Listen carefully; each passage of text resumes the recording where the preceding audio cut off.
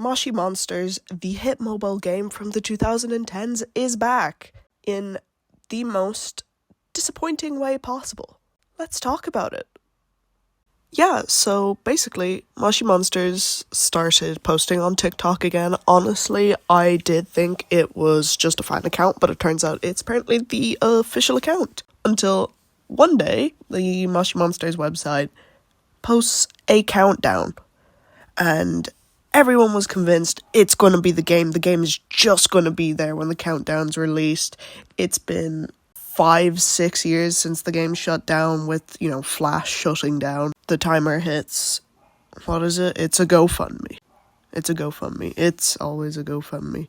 I have a lot of mixed feelings about this because I usually hate terms like nostalgia bait. I do think it does fall into that category because they're asking at the baseline for over 200,000 just to get the game back up and running for hopefully 2027. I understand people need to be paid. It's not going to be the original game because they're going down the kind of mobile game route. Different art style, there's a storyline. It just looks like your typical mobile game, so I don't really I lost interest.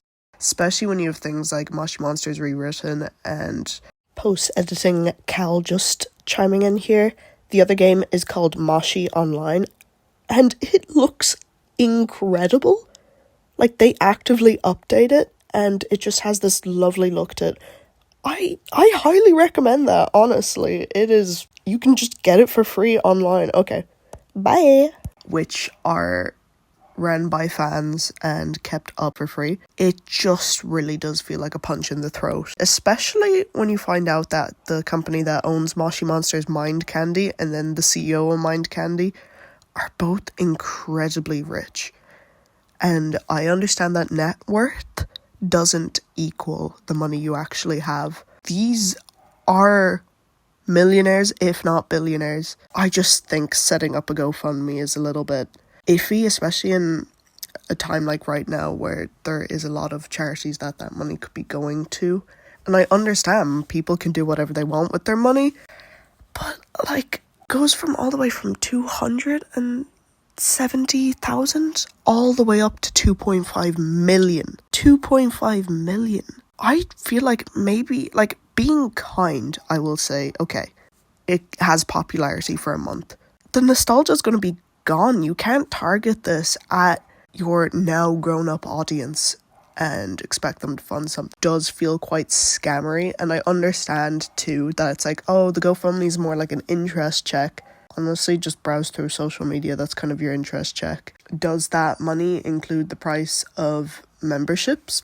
Frankly, I can't help but just sigh and roll my eyes because Moshi Monsters, it fell off.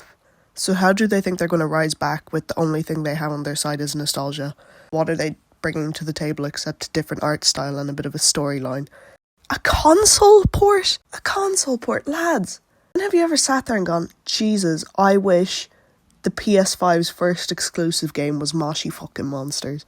As I was quite a long-term Moshi Monsters fan as a kid, Moshi Monsters to me was definitely one of the most money hungry of the Flash games of that era. Okay, Club Penguin, you could do things without a membership. Animal Jam, okay, they were a bit more annoying with the membership thing, but you could still do things, Moshi Monsters, it was, you could not do a single thing. This is not the period in time that you can just do a GoFundMe, and I do think the people donating are a bit, lads, come on.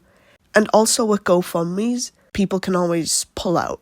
As of recording this, the first goal has been met. Sure, what can we do, Anyway, thanks for watching this video. I don't usually do long form videos, even though this isn't really long form. But please let me know what you think down below. What are your thoughts on Moshi Monsters? Who else was a horrific big fan of it as a kid and then later got diagnosed with autism? I was honestly a Katsuma player, gonna be honest here. Shout out to the Katsuma gang. Where we at?